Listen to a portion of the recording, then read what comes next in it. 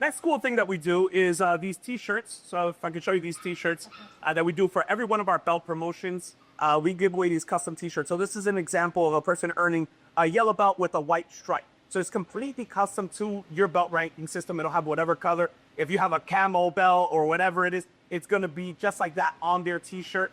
It has, Sentai all across the side, nice tri-fit shirt. But we give this out every single belt promotion. Of course, them getting it, they're going to continue wearing this all the time, wearing this to school everywhere. So a nice little soft way to just kind of throw that out there, get that merchandise out there.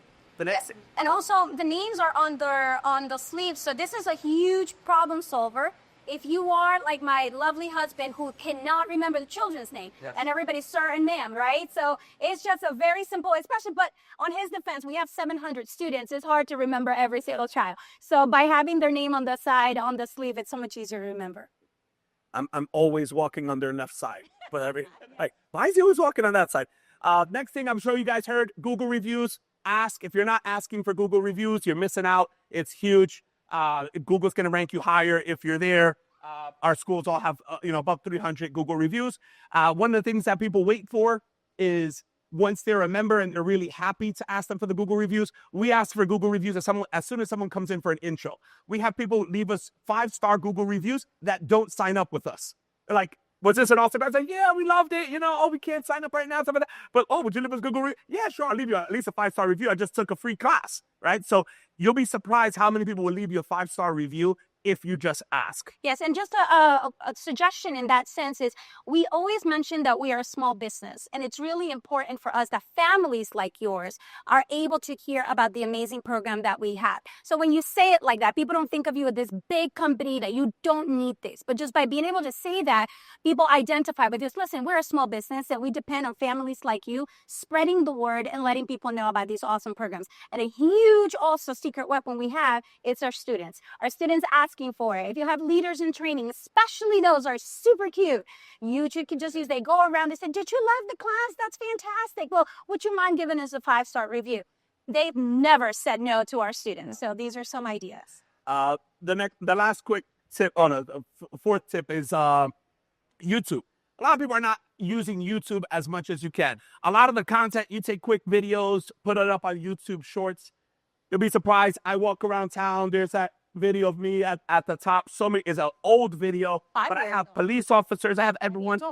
5 years old, yeah. And everybody recognizes it, pops up on their YouTube. It's not one of those things that you're immediately going to get leads from. Some YouTube is advertising them on their TV. They're not going to click it and fill in their contact information, but they're going to see you. They're going to recognize you. And once you start building that brand awareness, they're going to come to your school. They're going to then Google your school and pull you up. So YouTube is a huge thing that's underrated. And the last tip that I wanted to give you.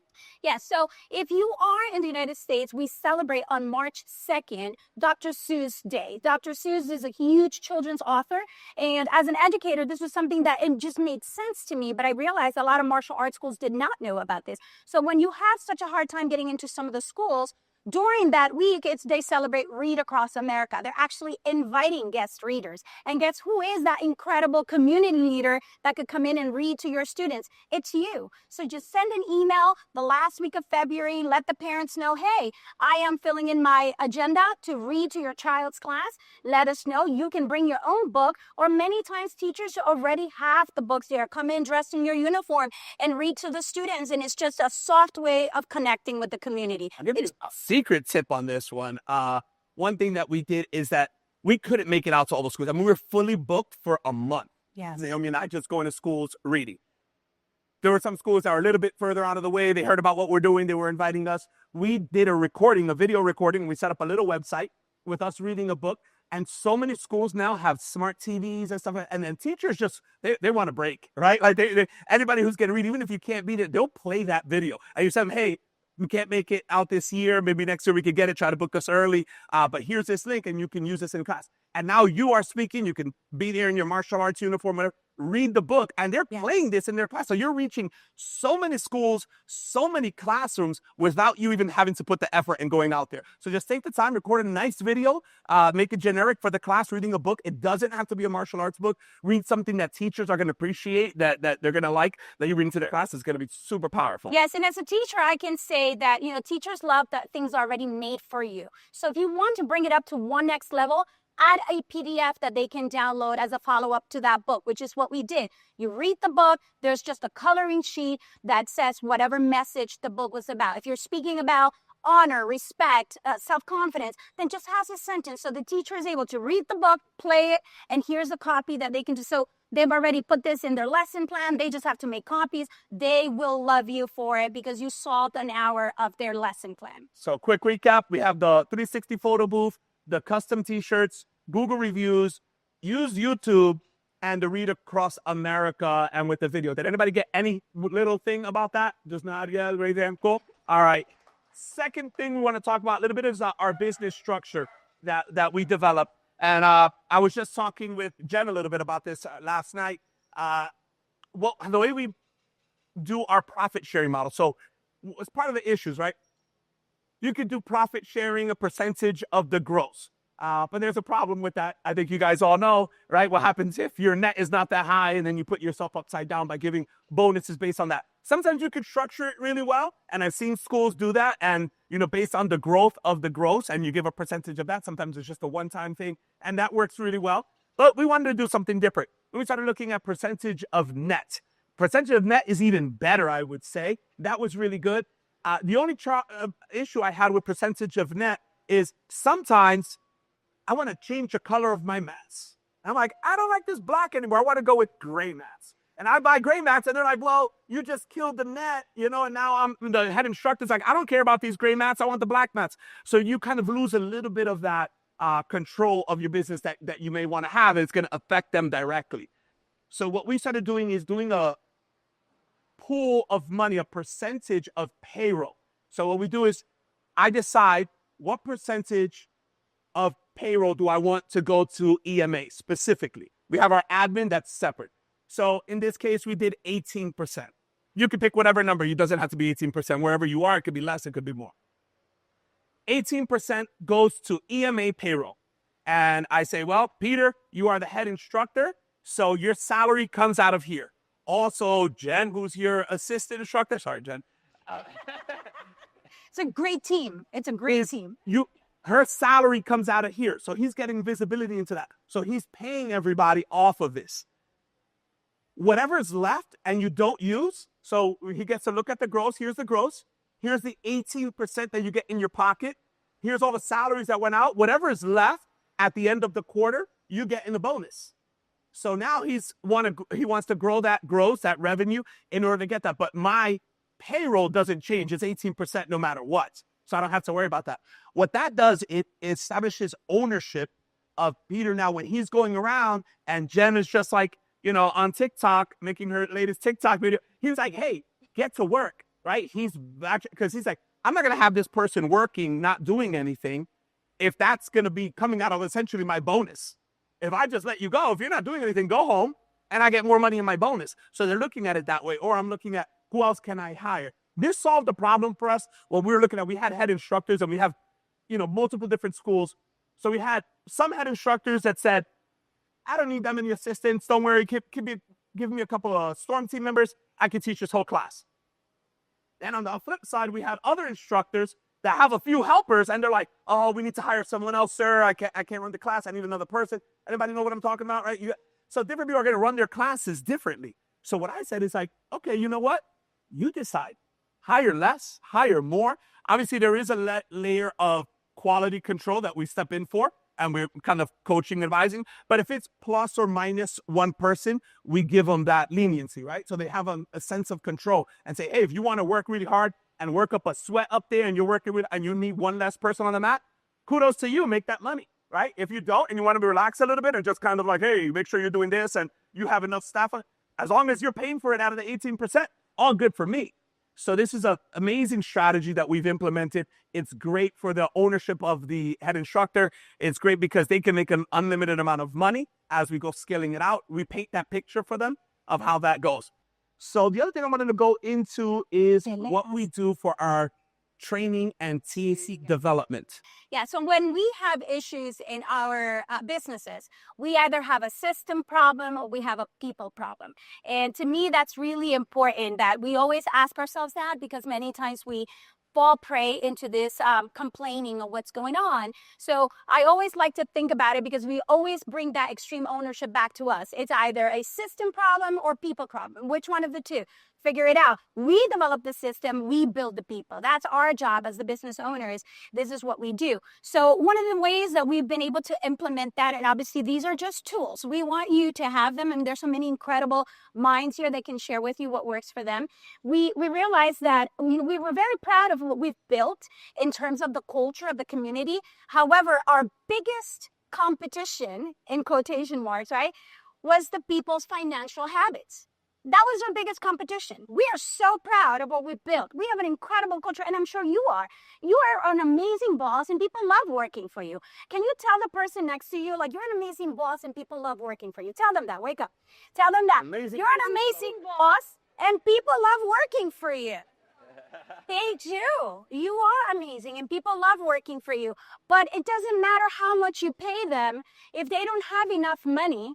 And we are 20 minutes away from New York City, and they can get a big job in New York City. They're going to leave us for New York City. Yeah. They want to make a difference, but they got to pay the bills. So when we realized that we had to get involved, and we don't have a work life and a life. No, we only have one life. There is no such thing as work-life balance. It's just life rhythm. So because of that, when we understood that, we started coaching our team from that perspective. And we developed something that we call a PPF, which is a professional, a personal, and financial goal. I did not make this up. If you want to read further, you can read the book Teamwork by Natalie Dawson, and it just really breaks down how to do that. But basically what this is just asking people what are their personal goals, what are their professional goals, what are their financial goals, and really getting very specific based on your core values. Because what you'll find is people would say, I want to pay bills, right? I want to pay debt. I also want to spend more time with my family. Well, there's a connection between how much you work and how much money you get paid. So either you want to spend more time with your family or you want to work more, one of the two. And being able to identify that and break that into seasons of life and saying, for the next 6 months, you are going to work 12 hours a day so you could pay those bills, so you could be there with your family. But especially if you're maybe working with people that this is their first job and they're, Gen Z, they don't understand that. And we're teaching them, we're coaching them and helping them with those financial goals. So also professional goals. Where do you want to go? Someone might say to you, I want to be a police officer. Well, I don't know. I mean, do we want to now spend all this time? This isn't my dream to be a martial arts instructor. So you're able to work with them, and we've done it. We've helped people become things that mean they're going to leave us within a year. And that's okay, because we have the satisfaction that we help them achieve and become who they needed to be, and then release them into the marketplace and allow them to pursue their passion. Because I don't want anybody working with us that doesn't want to be working with us, right? You want only people that want to be with you, but it's not going to take you by surprise. You know that. If somebody's trying to purchase a home, whatever it might be, you're able to help them reach those goals and get very specific. So by doing that, we check in. We made that a part of our KPIs. And every Friday when we meet with our team, then we check in. How are you doing in your professional goals and your personal goals and your financial goals? So you start this after they've been working with you for at least 3 months. So you know that this is something that they are doing. They fill out the form. You're able to follow up on a weekly basis and on a quarterly basis. Then you're able to have a 15-minute check-in to see where they are. So that's one of the ways in which if anyone wants, this is much simpler process than what it sounds like to do these coaching calls. If anyone wants the form that we use, we have a questionnaire. It's a simple Google form. And then it asks them questions on each one of those areas and just has them drill down. Like, what are 3 financial goals that you have this year? And most of the time, they haven't even thought that question. Just the act of them writing it down is going to make a big difference. And then all you're doing is meeting with them and asking further clarifying questions. Yes. And identifying any conflicts. Like Naomi was saying, I mean, we've had people that are like, oh, I want to spend more time with my family, but they're only available on the weekends. I really got to make time for them on the weekends. And we're like, great, that's their personal. And then we get to their financial, and they're like, well, I want to make more money, so I'm taking on this second job on the weekends. And we're like, great. Do you notice any conflict here? And we just help them think that through sometimes from the bird's eye view. And they're so grateful for it. And they're going to be with you longer because of that, because you're helping them achieve those goals. Yes. Another way that we've been building culture and just really accelerating when we share the vision is these type of events, right? Team retreats. It's different. We could all, even the people that are watching on the stream, they're not getting the same experience we are because we're breaking bread together, because we have removed ourselves from our daily responsibilities just to immerse ourselves here. So team immersion, if you can show me the next slide, team immersion, team retreats are amazing for team culture building. You can start with one day thing at your school. We used to rent, Airbnbs, and then we just decided to invest in this property. And because we are in serving urban communities, being able to remove our team from the urban space where they are and going into nature is just truly amazing.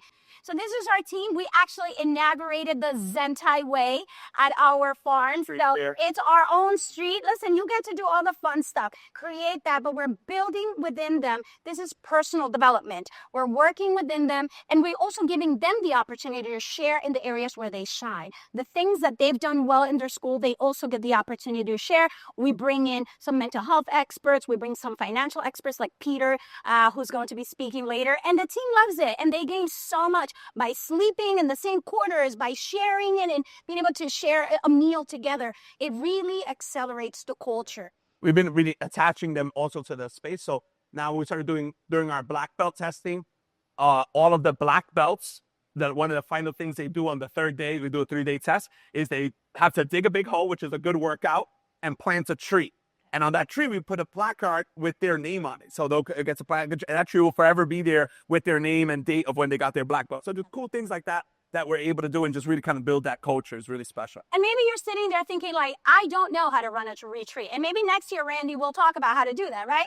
But it's okay. That's not for everyone. But there are things that already exist out there. If you're familiar with Tony Robbins and the work that they do, there's an incredible program. It's a 4-day program called Unleash the Power Within. What do? We all come together and we do it. We live stream it. We have the team come together and experience it because it is life changing. And I want to clarify, this is not martial arts training. This is mindset training. This is life training, because we only have one life.